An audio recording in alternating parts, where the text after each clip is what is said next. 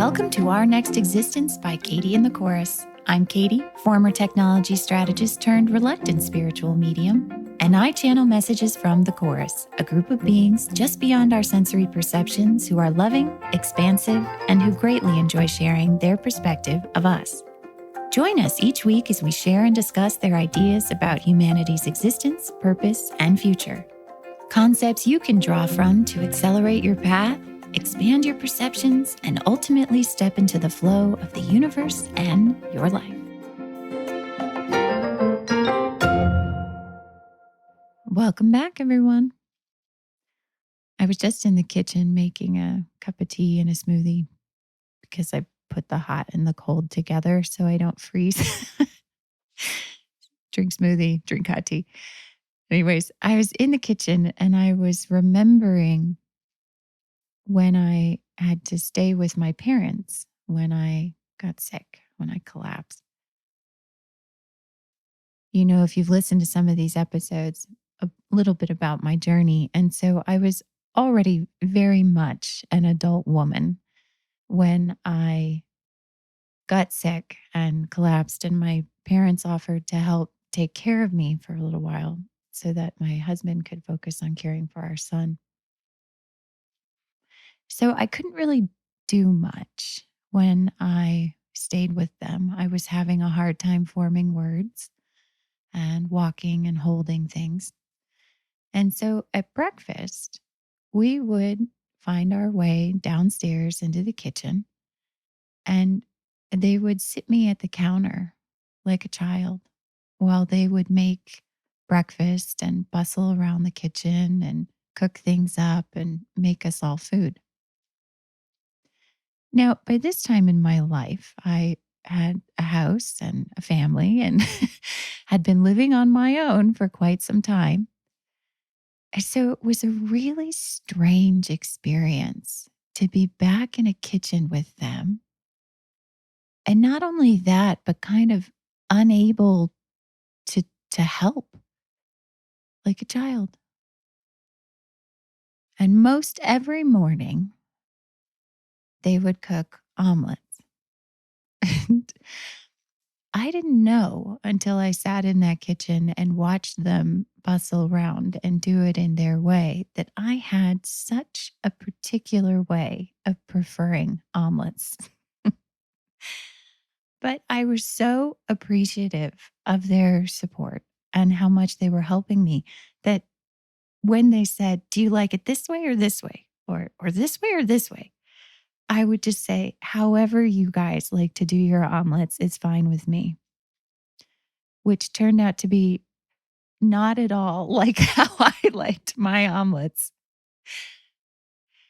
And I sort of observed myself over these days about how in the beginning I would just sort of cringe every time they would chop something in a different way or put different ingredients together in the way that I would, or, just sort of like wince a little bit as if it was so wrong or it would turn out so wrong that I had to stop it.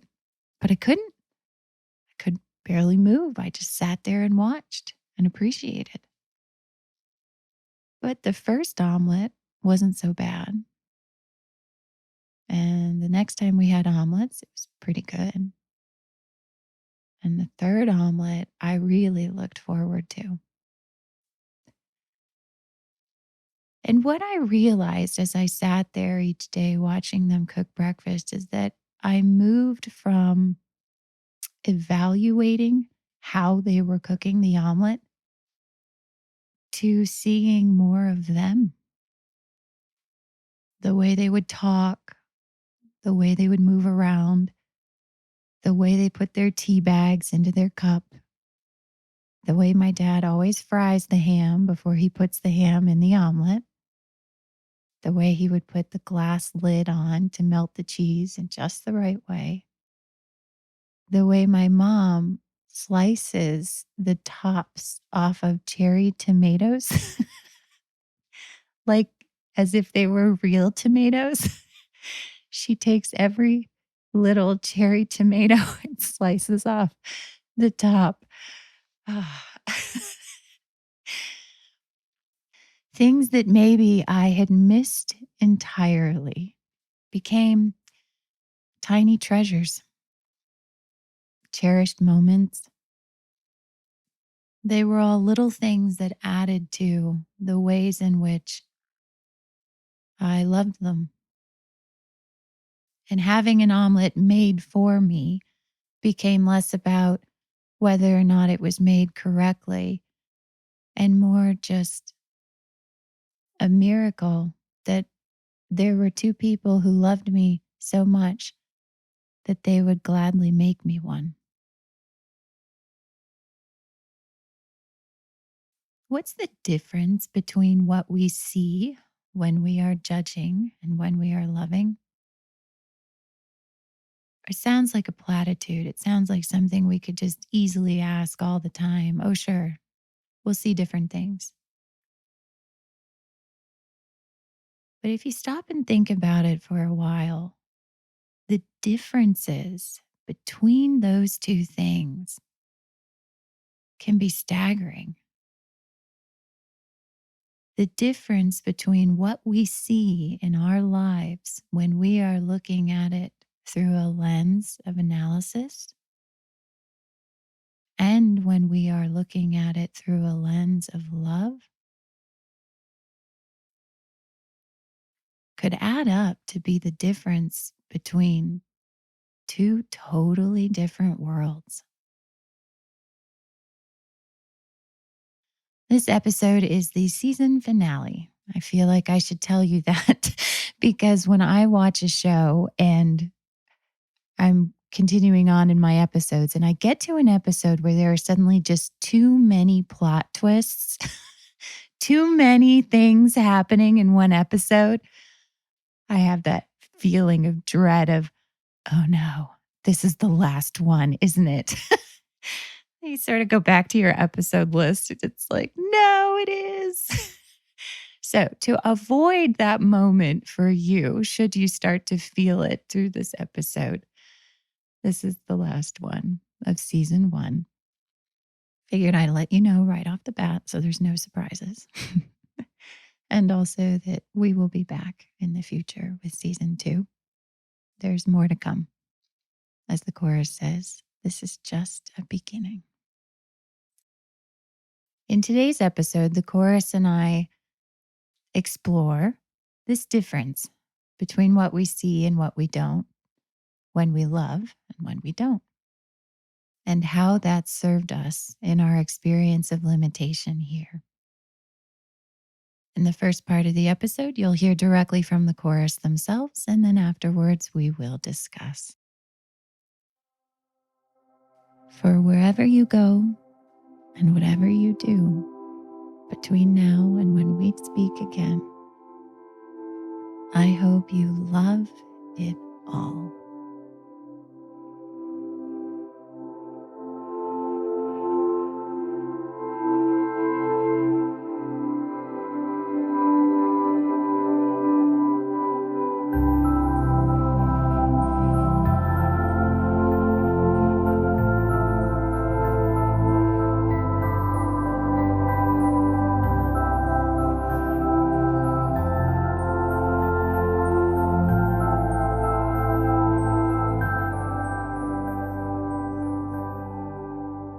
Your humanity, your species, your group, however it is that you like to define it, has been a collective, has been in agreement about what was to be accomplished here, why you came here, and all the things that you would achieve by being here together. It is fascinating for us that your kind has had and held so many beliefs about help, as we have discussed, about isolation and loneliness, as we have discussed, and yet, fundamentally, your presence here in what we lovingly call the game has been based upon agreement, has been based upon teamwork, we could say. But how far does this team extend? For you, in your current perspective, perhaps might define a human by way of now what you understand to be, from our perspective, the mind-body instrument, your physical form. From your five senses perspective, you look out into the world and you see physical formats that look like yours, a humanoid with a head and arms and legs. But you also see other physical formats which seem less like yours. An insect, perhaps, or a dolphin, or a lion, or a bird. As we have suggested, the more your kind expands into an energetic understanding of what you are and what you have agreed to, you might find that those things underlie a great many more beings than you had allowed yourselves to perceive. For though the physical formats may look different to you on the five senses frequencies, to us, your energetic resonance is largely the same. You all agreed to a physical existence, to walking around on planet Earth, to needing to eat, to drink, to do things to survive in your physical formats, to limit the ways in which you could communicate with each other, see each other, hear each other. To us, there is a great deal of similarities between what you might call very different physical formats. And here, beloved ones, we must tell you that that agreement extends perhaps farther than many of you had yet realized. That there are many kinds of beings that your kind, as you would call it, your human kind, has begun to encounter. Perhaps you might call them angels. Perhaps you might call them spirits or sprites. Perhaps you might call them extraterrestrials. And yet, your ability to see each other on the wavelengths of visible light, to us, indicates something very important. You had all agreed to play the game. As is often the case when we talk about energy and all the things that swirl around you in your days, these things are continuums from our vantage point, meaning they are all connected and they are all fluid. And therefore, where you choose to draw a line between this thing and that thing is up to you. There are beings who are just ever so slightly beyond the frequencies of your game, who perhaps you had not quite been able to see on the wavelengths of visible light, but have somehow begun to recognize a presence that is about you in your days. Would you consider these players of your game or not? That is up to you. But perhaps by beginning to understand the energetic basis of what you each are, you will start to see beyond what your eyesight had allowed you to perceive. Your perceptions will grow. And from that place of perceiving more, you will begin to understand more about yourself and what you agreed to hear and in that way connect to more and different beings. Humans have a concept today that they would call first impressions. We find this concept quite intriguing because, for the most part, your first impressions of another human, classically defined, are typically driven by your beliefs. Your subconscious ideas of people form, often unconsciously, the way in which you perceive others.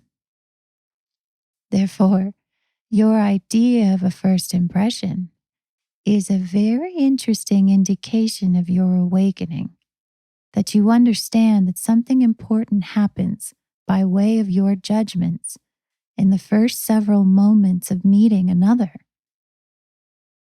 as opposed to the countless millennia in which you never realized that this was happening at all. Does it always have to be this way?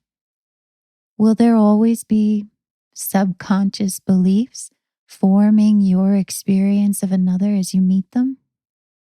We would like to suggest that you are perhaps already moving beyond the subconscious actions of these beliefs, which is why you are here.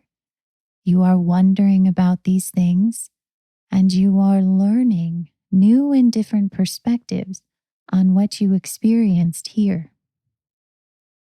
And we would suggest that by the time you begin to meet more openly, more evidently, more concretely these other beings, that you will have moved beyond the limits of these beliefs, and your first impressions will transform into a present moment presence of receiving the energy and the identity, a deep knowing of all that that other being is, because you have expanded into an understanding of all that you are.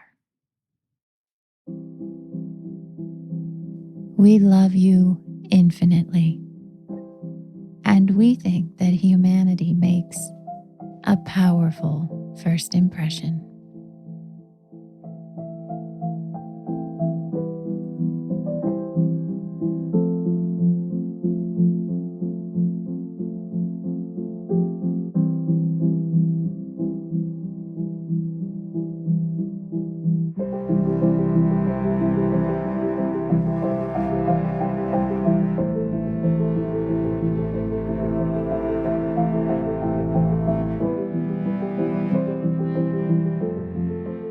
Somehow, a part of me knows that I just recorded the season finale. I wish I could bottle it up. I wish I could express that feeling to you. How do you know something like that? It just, I don't know, it starts inside of me. It's not a thought. It's not in my head. It's a feeling. It's a quality that sort of resonates somewhere around my chest area, I guess you could say, if you wanted to get really specific. For a couple weeks now, I've been wondering when I would get there. And this question kept popping up about the season finale. How many more episodes? What feels right? When is it complete? And I gave myself a mental answer, which I now feel very viscerally. These were thoughts about everything else that's been going on and about deadlines and publishing the book and how many more episodes would make sense in the end of the calendar year and thoughts, all just thoughts. And then today felt like a great day to record something from them. And I sat down and I said the words, and within seconds of having said the last word, I knew. That was it. I didn't know it when I started. I didn't know it when I turned on the mic. I didn't know it as I was channeling them. But once the message was complete and the final echoes had sort of moved out of me, I knew. You might have sensed in their message today that it was a bit of a culmination of everything that they've been talking about in all of these episodes. They've been building to this, they've been building to this understanding. And what might have felt like a winding path through beliefs and emotions and how we learn and why we get angry and the mind body instrument and our consciousness, it might have felt very meandering. I think as their message today starts to sink in, you will begin to see how every piece of the path that they have laid down up till this episode was utilized in that message. And I know you'll feel this one day because I know what it took for you to get here. I know what this frequency represents. I know the questions you've already started asking. I know the sharp turns your life path has probably already taken. I know the losses you've likely suffered, whether in relationships or just security or just feeling like you knew what the hell you were doing. And then suddenly you're not so sure. Speaking from personal experience. But we made it, are making it. I don't know. We made it to this point in our awakening. And I know that because that message was a message of love, was a message of unity, was a message of expansiveness that I know that at least I, even a few years ago, could not completely have comprehended. And now, more than just being an amazing possibility, it feels like it actually makes a lot of sense. The chorus today started by asking some important questions about the game board. And if you listen carefully, they mixed in some pretty staggering claims, which, if you didn't quite catch on the first listen, I can understand because that was a pretty expansive frequency. That was a next ladder rung on the path of awakening, but we'll get there. So they started by asking, where does the game board end?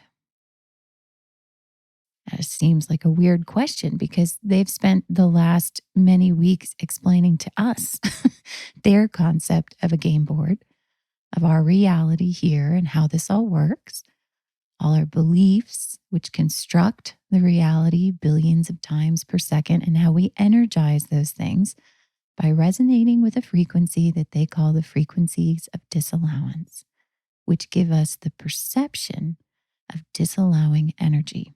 And then they wrap up today in the season finale by asking us, where does the game board begin and where does it end?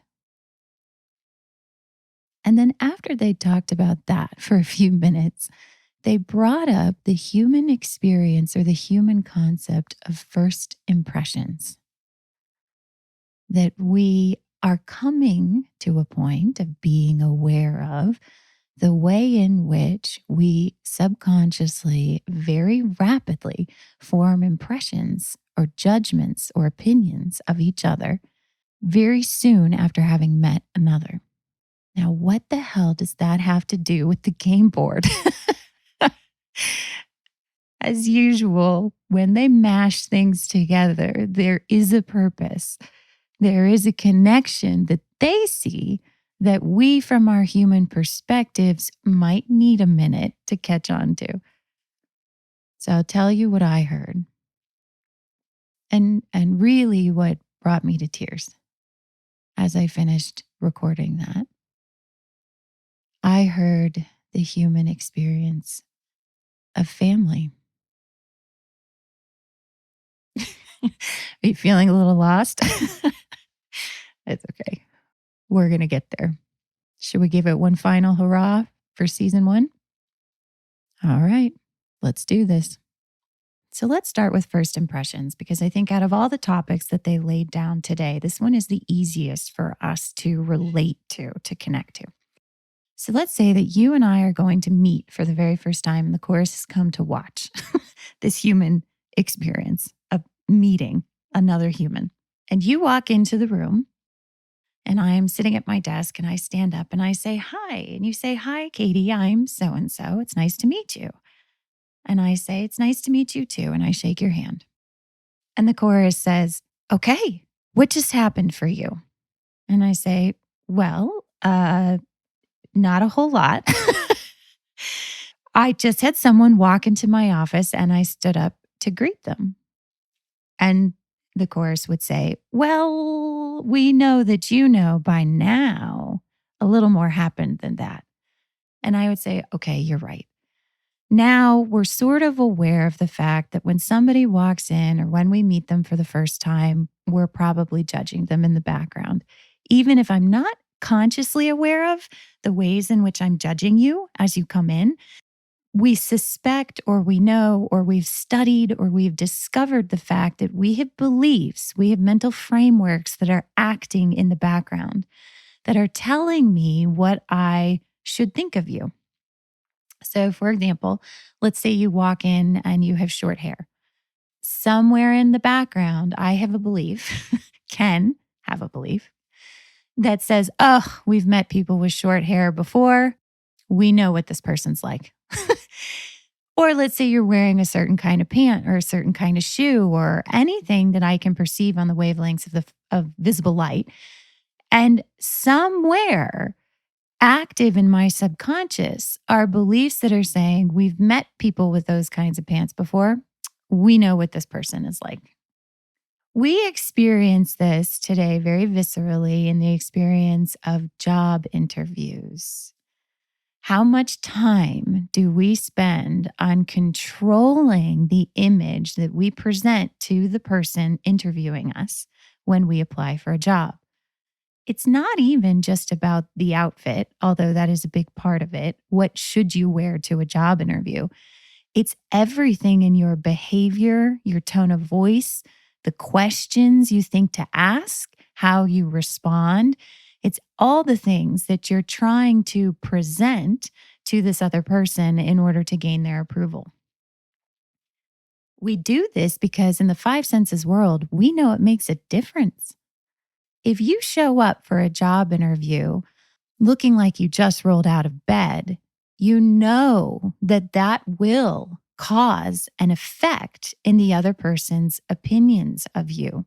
And that opinion in the job interview situation may not be the opinion you want them to hold of you, which is this person can't get out of bed on time to even get dressed for a job interview, or this person seems like they might be very unreliable. Now, it does not necessarily mean, we know this now, that just because you look like you just rolled out of bed that you actually did. But we are all well aware of this thing that happens as we encounter each other, that there are judgments flying around all over the place. And so we would say, "Okay, chorus, you're right. We agree. We agree that we're becoming conscious of this, or we are conscious of this in many degrees. We understand what a first impression is. We understand that the judgments, the opinions that are forming in those moments are real, that it's happening. And as the chorus expressed today, this is an indication of our awakening, because for a very long time, when we met other people, we didn't know this was happening.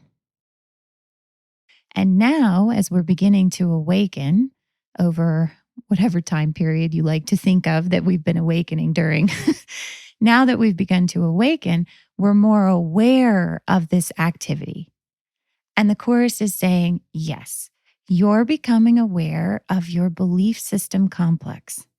You're becoming aware of this engine that you all created. And one of the first expressions of this is the concept that you have of a first impression, in which, unbeknownst to you, most often or until recently, you were forming opinions of the other person and acting upon those opinions without really knowing it. Okay, but you know by now in the season that the chorus is also saying something else. There is a and also coming our way. So, yes, from the five senses perspective, this is happening and it has an impact. And also, the chorus is pointing out something else, another very interesting aspect of first impressions and this concept from their larger energetic perspective. Energetically, in the place where the chorus hangs out, how do you think first impressions would go? If you've listened to some of the other episodes in this season, you might recall that we talked about that when energetic beings connect, there is often an instant download of everything that you are, that you have been, that you are resonant with. It's complete in a way that's practically impossible for us to imagine. When I first began connecting with the chorus, with all the energetic beings in the chorus, in an instant of my ability to energetically connect to them, they knew everything. They knew human existence. They understood our reality. They knew so much more than even I knew about myself consciously in that moment. They knew me and my personality and my beliefs and everything I was struggling with in that moment. But they also saw everything I was resonant with. When we humans meet each other, we don't get any of that. I basically have the opportunity to know you by the way you look and the way you sound, and not even a glimpse of the way you look over all periods of time. I mean, we have crunched all of this down, everything that the other person is, into two very, very specific and limited wavelengths. And we've crunched it down into a point in time.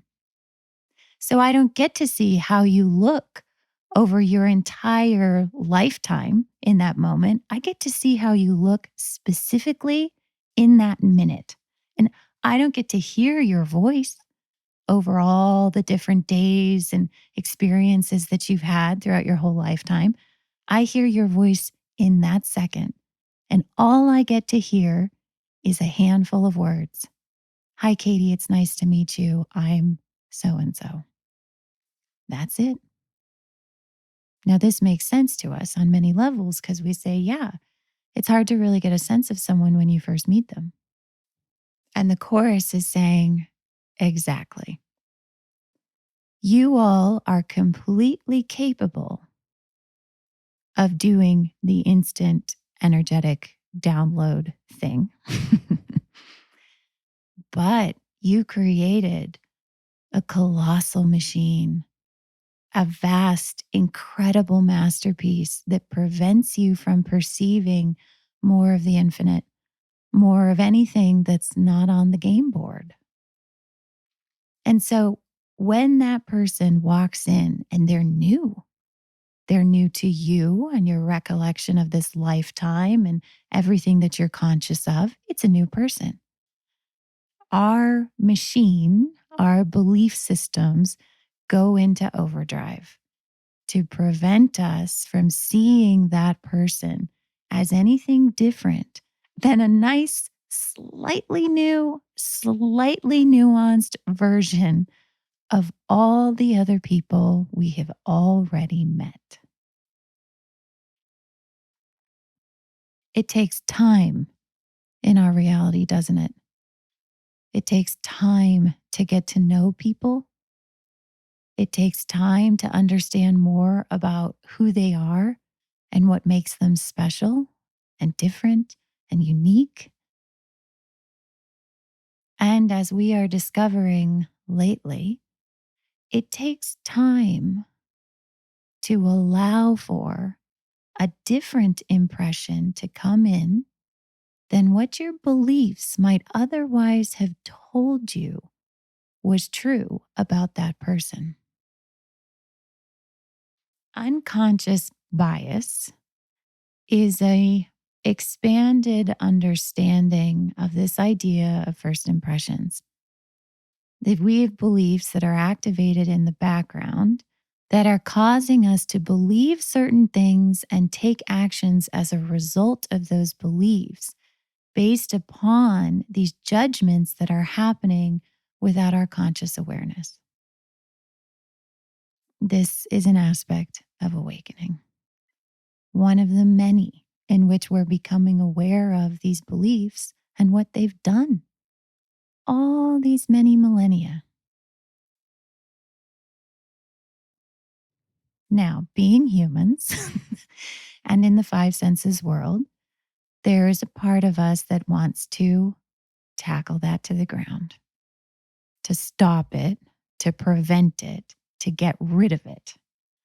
That we want to disassemble and undo all of those beliefs that we hold or that we suspect we hold, but we're not even sure how to name them all or to find them all. Sometimes they keep cropping up in unexpected ways. And from the five senses world, that is a valid perspective. But also, from another equally valid perspective, there might be another way to sort of move past this engine of beliefs, biases, and judgments, and to maybe reach an understanding to be able to see other people truly and purely and infinitely. Early on in my awakening, about a year into getting sick, I started to recognize that I was just not able to hold up a full time job in the way that I could before. So I started looking around for part time work in order to leave my sort of pressure cooker tech position.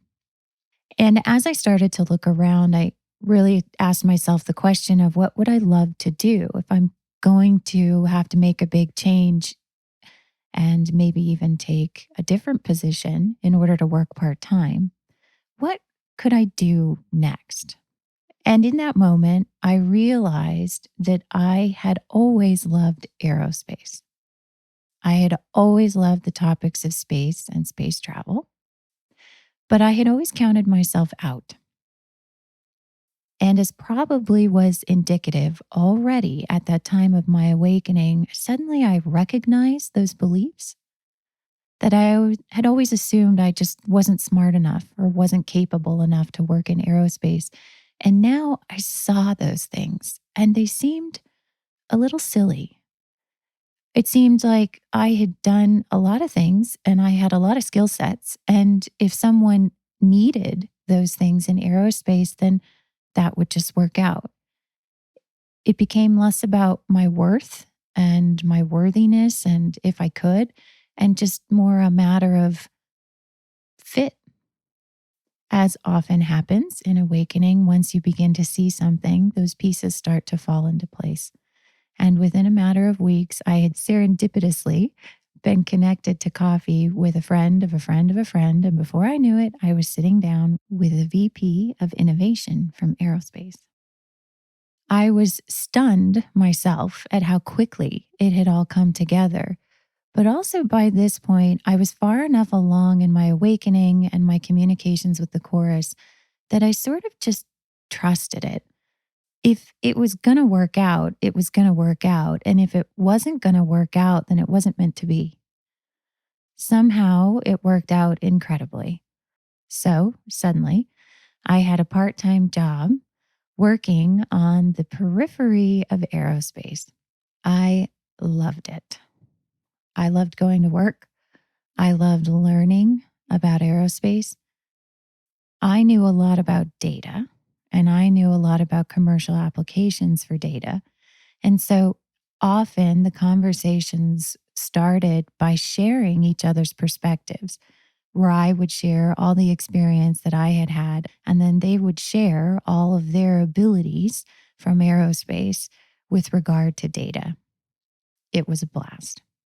But as you know from listening to this season and all the episodes so far, I was also having a second conversation going on in my life. I was communicating with the chorus, I was meeting different beings. And while part of me was still not convinced that it was all real, it continued to happen. It continued to be a place of refuge, and it continued to be a place that I went to further my understanding of my illness and the challenges and everything I was juggling at that time. Nobody at work knew, of course, because even though we were all nerds and aerospace junkies and probably all eager to discover new and different things in the world and the universe, my chorus stuff seemed a little too far out there to share with my coworkers. I was scared. I was scared to admit that it was real to myself. So I was definitely too scared to say it out loud because if I did, that would really make it real. And I might not be able to back out of that. I might not be able to unsay it or to change the impression that other people would get about me if I said it. I liked my job and I liked my coworkers and I didn't want to lose it. The imposter syndrome was hard, as I think I've mentioned, that we'd have conversations about things and then every now and then a perspective that the chorus had shared with me would pop into my head and I would clamp down and refuse to say it. I was always afraid of being spotted. I was always afraid of being seen. That spirituality and the chorus were one thing and in a very, very different camp than aerospace and data and analysis. These things felt worlds apart. Earlier on in this season, I told a story about when we took a trip and we had an unexpected layover in an airport in a tropical location. And I had an encounter, is what I would say, with a man who, by my interpretation, could somehow see what I was doing when I channeled the chorus. That happened while I still had this job. And though I wanted to talk about it with some of my colleagues, I didn't know how. Things continued with the chorus after that interaction. I got no answers. And about a year after that encounter in the airport is when I collapsed. And as you know, if you've listened to episode 12, I had to go on medical leave and I never got to go back. I was pulled away from a job I loved very suddenly and very completely. In the year that followed, as I reflected on everything and tried to figure out why things had gone the way they had, one of the realizations that kept popping up for me was that I had felt for a long time that I was in the right place, but the wrong position. Does that make sense? Have you ever felt that way? That there was something right about my work with the chorus, and there was something right about my work with my friends at my job, but that I wasn't showing up in the right way. It didn't sit right. I was close to where I needed to be in both perspectives, but it wasn't quite right. So when I collapsed and when I couldn't talk, couldn't really move, couldn't drive for those period of months, I remember sitting there and sort of wondering if this was all just meant to be, if I should have recognized earlier, if I should have moved on sooner, if I should have quit my job, if I should have taken some sort of action to prevent this, because I had felt something, but I never knew what to do about it. So I sort of just kept going forward the best that I knew how, which was continuing to learn from the chorus and continuing to show up for work. As I continued to heal, as you know, I continued to sort of gain a strength in everything that had happened to me, and my perspective, and what I was. And that led me to this year in writing the book and starting the podcast. And then a very similar thing happened. I realized that the book could help people and that I had done a lot and that I really had a lot to say and that maybe it was okay to say it. And all of those reasons that kept me so scared and so locked down for so many years seemed a little less reasonable. And then, just like I found the job in aerospace, once I realized that, dominoes started falling and things started coming into place. And serendipitously, I found a list of book editors, some of which I hoped would be open to a channeled book, and I sent an email. And within an hour, I had a response from an editor who turned out to be the most perfect fit for what some might consider a little bit of an unusual book.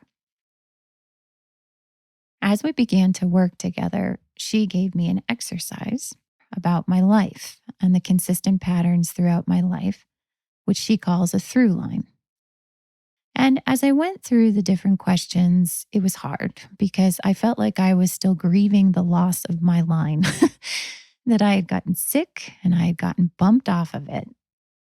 The chorus had showed up and it was incredible and hard. And I was accepting of that and allowing of that. But there was still a part of me that felt like my line had a break in it, a schism. Then I got to the bottom of the questionnaire and it asked a question that I'm sure many of you have heard before and probably asked yourself, which is, what would you do if you knew you could not fail? And I was stunned to hear the answer well up from within me, which was, I would join aerospace and spirituality. That I truly believe that they are one thing, that they have a lot more in common than we have realized. And I cried, which, as you know by now, by listening to the episode on grief, that when we grieve like that, it is the release of a belief. It is the release of something from our belief system complex. And through the grieving process, we let it go and we expand outward into seeing more of the infinite and more of the connections that we had not allowed ourselves to see while we were here for the purposes of the game. Now, the stories I'm about to tell you next, you are not required to believe. If you listen to the episode on truth, then you know that you do not need to undo your truth because of stories that I'm about to share. And instead, I hope that what you take in your perspective from what I'm sharing from my pile of manifestations is that it makes things you already have suspected, things that you have already felt or intuited, even more true for you. Within a few weeks after having recorded that podcast where I shared the experience I had had in that airport, My husband had to go to the hospital for a procedure, a fairly standard procedure, you could say. But that morning, as we got ready to go to the hospital, I was an anxious wreck. And you know now about anxiety and some of the emotions that we feel often have to do with real things that we are starting to perceive. But I didn't quite recognize it at the time. I thought that I was actually very nervous about his procedure. So we go to the hospital and we walk up to the first door that we find, and that is the wrong door. And then we keep walking around the hospital and we go to the next door that we find, and that is the wrong door. And at this point, I'm starting to get very agitated with my husband that he doesn't even know which door to go into for this procedure that I'm really nervous about. I'm very type A. I would already know which door, how to get there, the name of the office people to check in with, and everything in between. But I had been trying to be a little more hands off and just supportive of him in his process. So, as we come around finally to the main double doors where you're now supposed to go in for your COVID check and everything else, I am practically jittery with anxiety. As we stand at the front desk and he signs in with the front desk receptionist, I am practically bouncing next to him because of all the anxious energy that I am feeling. We walk around the reception desk to go to pay and do the finance thing. And he looks at me and he says, "Are you okay? You are really on edge." And I say, I know, I'm sorry. You know, when someone brings your attention to it and you're already trying to stop it, it kind of makes it worse. So I said, I know, I'm sorry. I guess I'm really anxious for your procedure. He holds my hand, reminds me it's going to be fine. We finish paying and then we have to wait. Well, the waiting room area behind the desk is full, is packed. So we walk around past the front desk into sort of the main atrium of the hospital. And it's beautiful. There's a grand staircase that comes down from the upstairs. There's a wall of glass, 2 stories tall, throughout this entire atrium area. And there's chairs set in pairs along the glass wall with a little table in between, maybe 3 sets of pairs, so 6 chairs in all. And as we come around the grand staircase to just wait in sort of this open area, we notice that in each of the sets of chairs, there is a person. So there is no pair of chairs that's open. So we sort of walk over to the far wall of the atrium where there's a doorway to a chapel, and we just sort of stand there to hang out and wait for his procedure. As we pass by the chairs, I notice that one of the men sitting in the chairs is also very anxious, or seems to be to me. He was dressed all in black, he had dark hair, and he had headphones in with wires, a wire that then connected down to what seemed like a phone or some sort of device. His elbows were on his knees and he was looking down at the floor while listening to the music and bouncing one of his knees very animatedly. And I thought, yeah, dude, I get it. I feel the exact same way. As we passed, though, he didn't look up at me. He didn't anything. He was staring down at the floor and holding his music. As we walked over to the wall, however, I noticed out of the corner of my eye behind me that he had looked up and seen Kyle and I walk over to the far wall, then looked to his left and his right at all the chairs and sort of realized that there was no pair of chairs open. It got up and moved to another pair of chairs and sat down across from another person. Kyle hadn't noticed, so I tugged on his sleeve and said, "Hey, look, there's a pair that's open now." And he said, "Okay." He had pulled out his phone and was starting to check in with his work. As we walked over to the pair of chairs, I tried to make eye contact with the nervous man to thank him for getting up and moving, but he didn't look up and he never looked at me. So we sat down in the pair of chairs.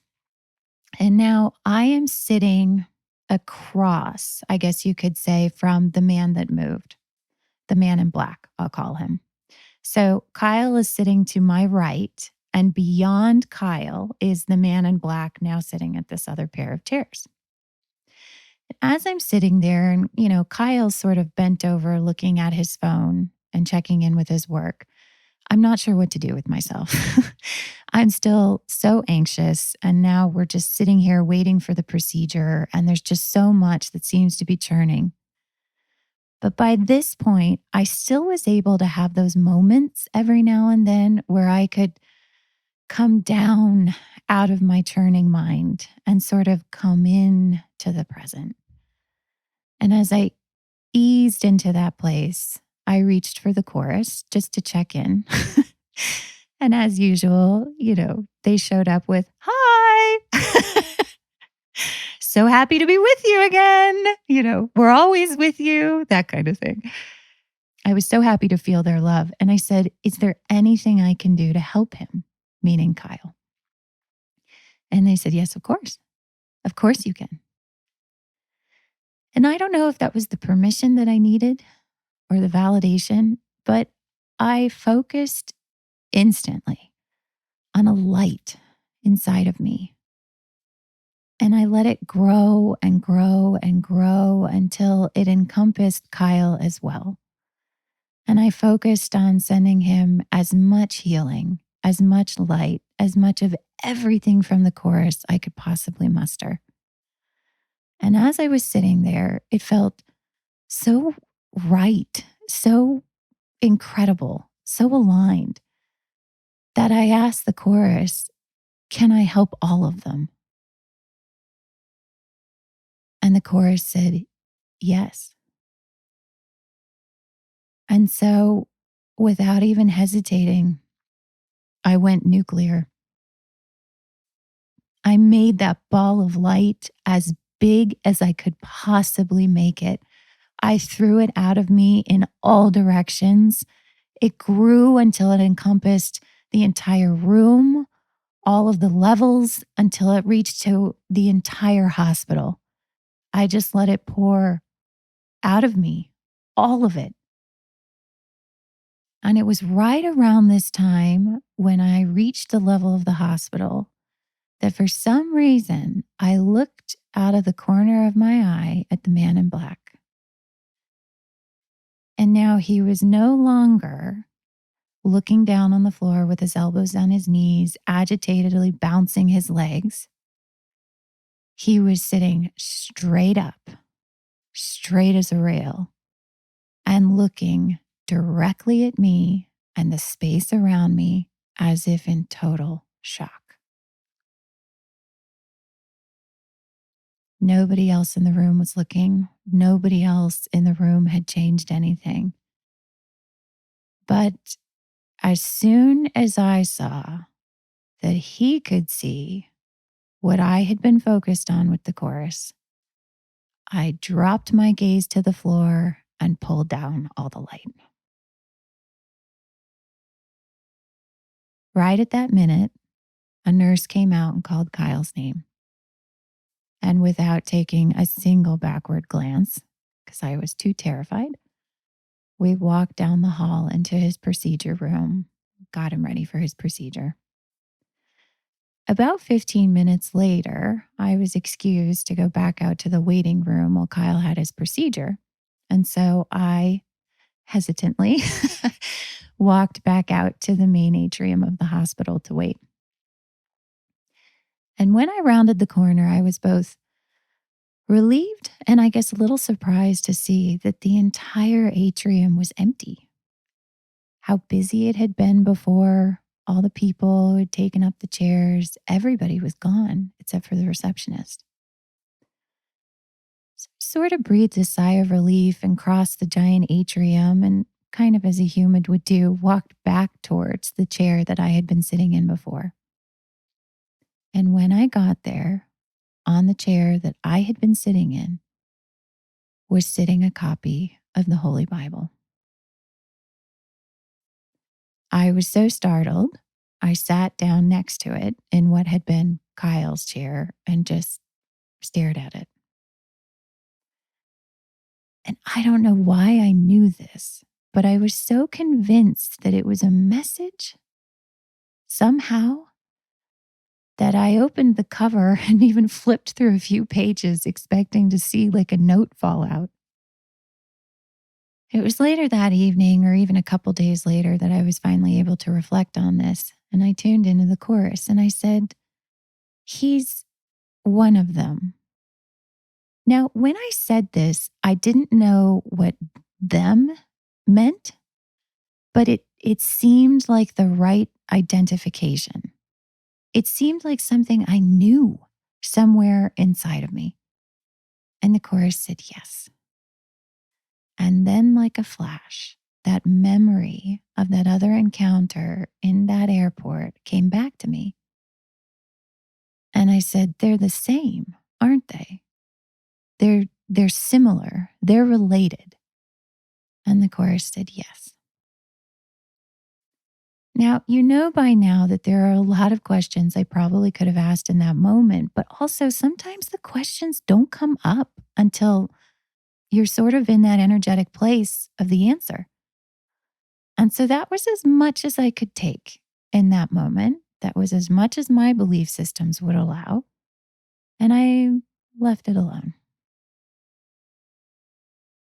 This year continued to pass and I continued to record episodes. And with each episode, I kind of recognized more and more what my journey had been, the things that I did know, that I was starting to recognize at the time. And then saying it out loud to you all helped me to really see that, yeah, these were the things that somehow I always knew. And saying it out loud, finally getting to a place of being able to speak about it, to be seen, helped me to realize that often what I had suspected early on had an element of truth. This gave me courage. I don't know, this helped me to trust more and more over the course of this season things that I was sensing, things that I somehow knew, things that I somehow intuited. Those all seemed less and less questionable. Before, I had so many beliefs that would jump up and tell me that I was crazy or that I was going to risk everything by saying it out loud or those people were going to reject me. All those beliefs were just quieting. And it seemed more and more reasonable that maybe we all do know things. So then in September, we took a trip. And now I had had these two encounters that felt so similar. They had a very similar quality to them. And I suppose they were in the back of my mind as we boarded the plane that day to go to San Diego. When we land, we were all very hungry and we had planned to get the rental car and sort of go to the closest burrito place that we could find. And so I looked up on my phone, the closest one on the way to where we were going, and I entered it into my maps and we sort of just let it guide us there. Well, it took us in the wrong direction. Or did it? And so we end up in a place that we did not want to go. And I said, "It's okay. Let me look up another one. There's bound to be one nearby." And sure enough, about a mile away from where we had been mistakenly taken was a different burrito shop. As we walk in, I feel not anxious, not like I usually do, but very alert, very present, very much in the present moment, as though I am expecting something to happen, as if feeling that something's going to happen right then. And I'm not afraid of it like I had been before. I'm not feeling all those emotions and that anxiety. It's just it's just known. I just knew it. So we walk into the burrito shop and there's a line. And I get into the back of the line behind my husband as I'm sort of trying to see the menu board. And my son hops onto one of the stools behind me and is spinning around and says, "Mom, look, it spins." And I just kind of say, I see, honey, as I'm trying to read the menu board. And then a man walks in behind me and passes by my son. and says something to me, which, to be honest, I can't quite remember what it was because I was so distracted by something else. He said something to the effect of, "Oh, do you want, your son in line behind you? Or, do you want him to be in front of me?" Something like that, something very casual. And as I turned and I looked at him, I knew in that instant he was one of them. And not only that, but I was so calm, I was so present in my knowing that I was able to simultaneously answer him and say, "No, he's fine," as well as connect to the chorus and say, "He's one of them, isn't he?" And hear the chorus's answer when they said yes.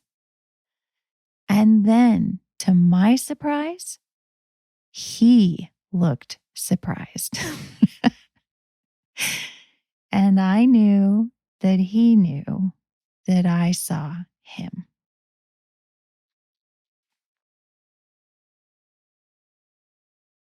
What are they? I can tell you my guess because I've had a few conversations with them since. Now that I see them, now that they know that they are seen. But you probably already have a guess, don't you? You probably already have a feeling deep inside of you that knows, that maybe has always known through all of these episodes what I've been talking about. It's the same knowing that's growing for each of us day by day as we awaken to these beliefs and what we created, as we see more of ourselves, until finally you'll be able to have a casual encounter at an airport or a hospital or a burrito place where your first impressions of another are no longer blinded by judgments, where you might see more of what you're looking at because you're able to feel it too. But I have a question for you. Do you think I could have seen them if I hadn't already moved through all of my own beliefs about being seen? If I hadn't walked through so much of the things that kept me hidden and closeted and turning away, do you think I would be able to catch a glimpse of new and different things that are around me without first accepting those things about myself? I don't know. The same could be true about how we feel about each other. Are we comfortable with others expressing themselves around us? Do we feel safe in the presence of different perspectives? Are we open to all the different things that people are and represent? Maybe not yet, but I do believe that we're getting there. What is that sensation? What do humans call that? What do we call that? When you can be around people who are very different or very opinionated or very eccentric or very grouchy, and somehow you still find ways to love them. Usually that's what we call family. A love, a bond, an allowance of everything that they are, whether they're grouchy when they first wake up in the morning, or anxious before a procedure, or confused and putting in the wrong burrito place in maps. When we see more of what they are beyond those singular instances, that represents to us a bond, a friendship, a relationship, a camaraderie, a family. I remember when I used to feel fear at the thought of meeting a different being, whether it be an angel or an alien or a nature spirit. I was terrified by the prospect. And over time and through my experiences with the chorus and through my own process, that has transformed into a curiosity. And even beyond that, potentially a similarity, a comparison, where there are aspects of them that I potentially even understand because I have experienced a version of that myself. And so when your first impressions move beyond the judgments, the opinions, the fears that are activating inside of you, when you can see more of what you're looking at because you can feel it too, you might find that you're looking at an extraordinary being.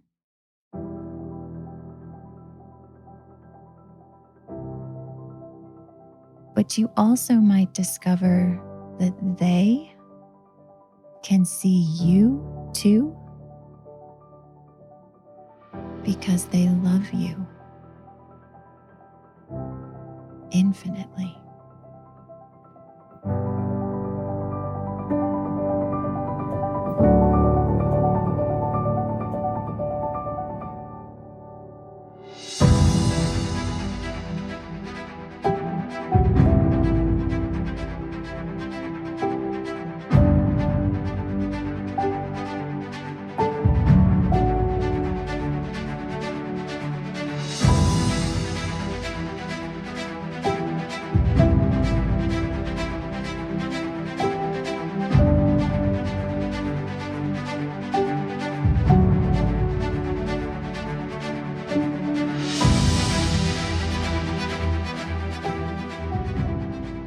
Thank you so much for joining us this season.